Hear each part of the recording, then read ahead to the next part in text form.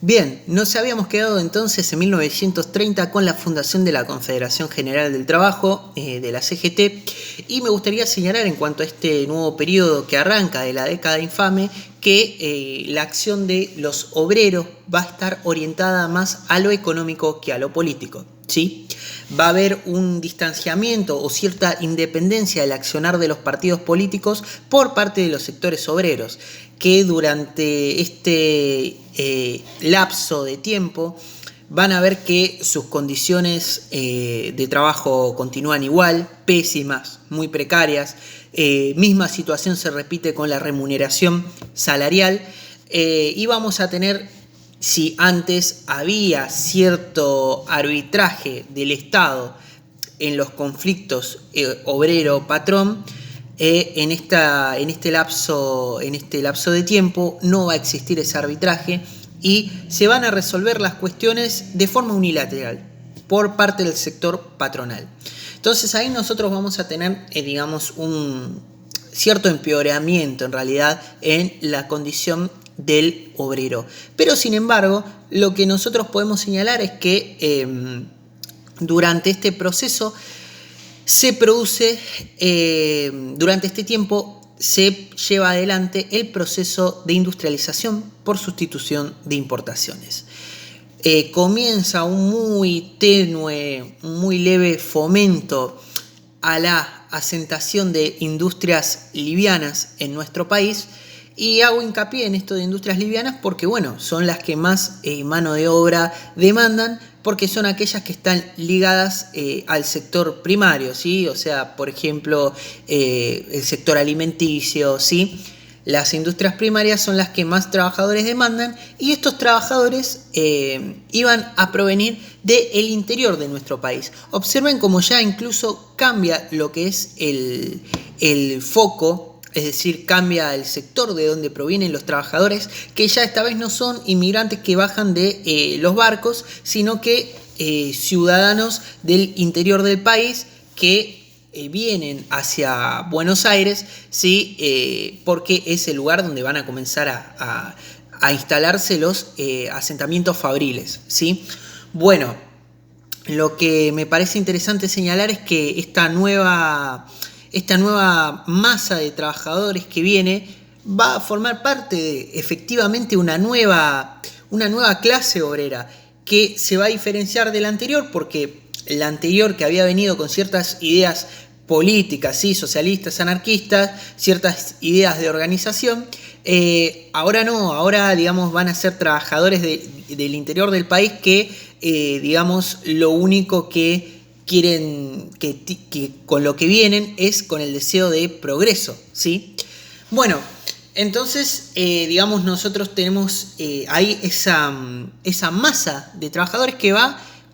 Hay quienes dicen que esa masa de trabajadores va a ser como una masa disponible, y lo pongo entre comillas el disponible, porque se elige esta palabra, ya que, como les había marcado, esta masa de trabajadores viene sin ideas políticas, es decir, sin ideas de organización, por lo cual se constituyen en una masa disponible para el ejercicio de proyectos autoritarios y demagógicos que algunos autores van a enmarcar en esa descripción al peronismo.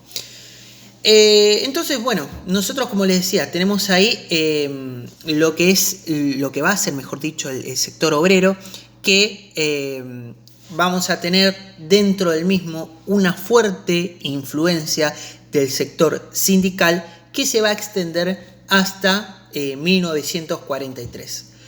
Por otra parte, nosotros lo que podemos señalar en cuanto a cuestiones políticas, si se quiere, es que transcurre la década del 30, ¿sí? Con los problemas que ya conocemos en cuanto a la situación del obrero. Tenemos también el inicio de la Segunda Gran Guerra, de la Segunda Guerra Mundial, y en lo referente a lo político, nosotros luego de un periodo podemos llamar de democracias ficticias, ¿sí? Tenemos el golpe, luego la instauración de democracias ficticias, volviendo a la lógica del fraude, ¿sí? Aquella que había quedado enterrada hace ya tantos años. Y bueno, y tenemos que llega al poder, que ejerce, mejor dicho, el poder entre los años 40 y 43, el doctor Castillo. El doctor Castillo, que formaba parte del Frente de la Concordancia, obviamente representaba a los sectores oligárquicos, ¿sí? A los sectores conservadores. Va a ser, y hago hincapié justamente en el gobierno de Castillo, porque va a ser durante el gobierno de Castillo cuando la CGT, por primera vez desde su creación en 1930, se fracture en dos sectores, en la CGT-1 y en la CGT-2. Básicamente, ¿cómo podemos explicar esta fractura? Y la CGT-1 estaba, digamos, de acuerdo con prestar apoyo a los partidos de la oposición, ¿sí? Si en ese momento el sector conservador era representado en el poder por Ramón Castillo, la CGT-1 estaba más de acuerdo con prestar apoyo a los partidos de la oposición. En tanto que la CGT-2 quería formar parte de ese gran frente nacional. Esto, como les digo, conlleva a una ruptura adentro del seno del movimiento obrero, que va a permanecer así, va a permanecer, digamos, esta ruptura hasta finales, mejor dicho, hasta el golpe de Estado que se produce en 1943. En 1943, el golpe de Estado producido por el Grupo de Oficiales Unidos va a remover al doctor Castillo de su cargo, y tanto la CGT-1 como la CGT-2 van a observar con cierta expectativa a este nuevo gobierno. Lo van a observar con cierta expectativa porque van a haber acciones como, por ejemplo, la revitalización de la Secretaría de Trabajo y Previsión, en la cual va a estar en ese momento el coronel Perón. Van a haber ciertas acciones así que, digamos, van a generar cierta expectativa en las organizaciones obreras. Y como habíamos mencionado anteriormente, la CGT-1, más acorde en apoyar a partidos de la oposición, va a tener una mejor relación, digamos, con este nuevo gobierno, pero siempre en línea con la idea de que los sindicatos no deben moverse con finalidades políticas, ¿sí? Bueno, todos sabemos que si ya hablamos de 1943, indefectiblemente tenemos que comenzar a hablar del surgimiento del peronismo. Hay una hipótesis, hay una explicación que ensaya Gino Germani que básicamente lo que nos dice es que él concibe al peronismo como un sujeto híbrido, ¿sí? Un sujeto híbrido porque en el peronismo lo que propone es una alianza policlasista, es decir, de diferentes clases sociales, ¿sí? Y lo que dice Gino Germani es que el peronismo es híbrido porque además de esta alianza policlasista que propone, esto es posible ya que, si recuerdan lo que les había señalado anteriormente, ¿no? De esa masa de trabajadores, ¿sí? Que está sin ideas, digamos, no viene con ideas ni anarquistas ni socialistas, más allá de que en ese momento el surgimiento del comunismo sea tomado sea mirado con bastante interés y sea visto como una amenaza, ¿sí? Más allá de eso, esta masa de trabajadores, y vuelvo a abrir comillas, que se encontraba disponible, va a ser, según Gino Germani, va a facilitar de alguna manera el movimiento obrero que Perón se constituya como intérprete, ¿sí? Como el intérprete de estas clases sociales, ¿sí? O sea, a esta masa disponible que nosotros tenemos que demanda derechos, ¿sí? Tenemos ahí la figura de la masa y la figura de Perón, que según Gino Germani se constituiría como intérprete de esas masas.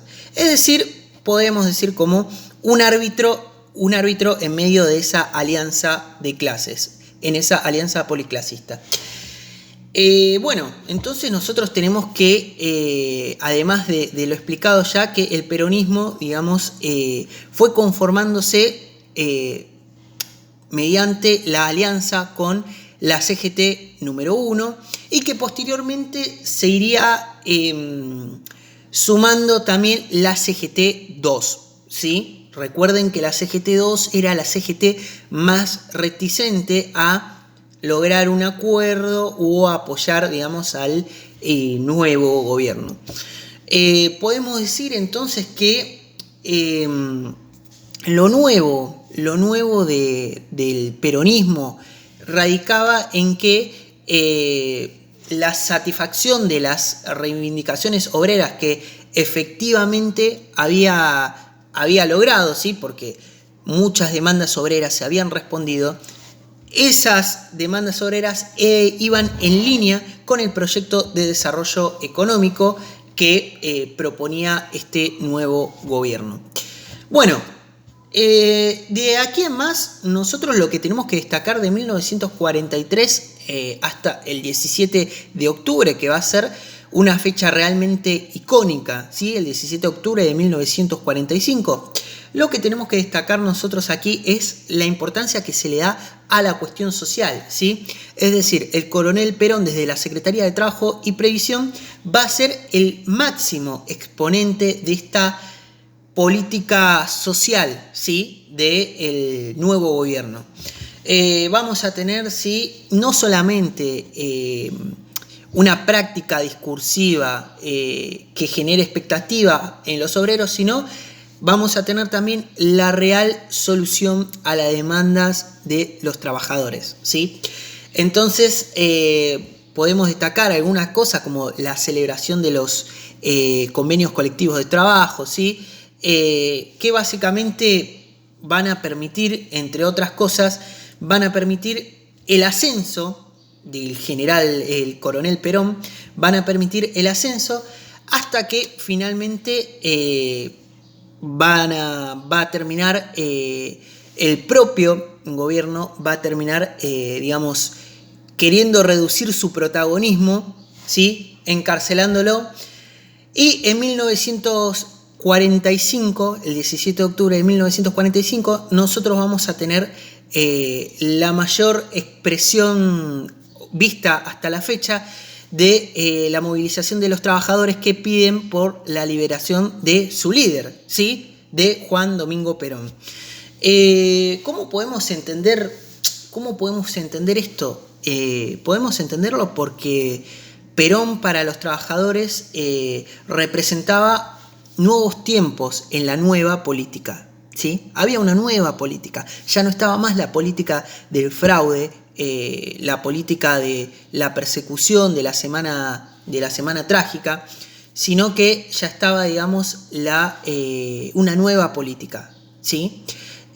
Nosotros observamos ahí que, como les digo, ya no se opta más por ni la ley de residencia, ni la persecución obrera, no, sino que tenemos una parlamentarización de la lucha de clases, tenemos una respuesta a las demandas obreras y básicamente es eso lo que nos permite entender que se trata de un nuevo tiempo y de una nueva forma de hacer política. Y eso es, digamos, lo que genera tanta adhesión por parte de los sectores trabajadores hacia la figura de Juan Domingo Perón. Bien, entonces hasta acá queda explicado más o menos, en realidad en su totalidad, ¿sí? Lo que en esta serie de videos hemos explicado como los orígenes del movimiento obrero. Así que, bueno, espero que realmente les haya ayudado a despejar sus dudas. Cualquier consulta o cualquier duda pueden dejárnoslo en los comentarios, ¿sí? Y bueno, nos vemos en una próxima clase.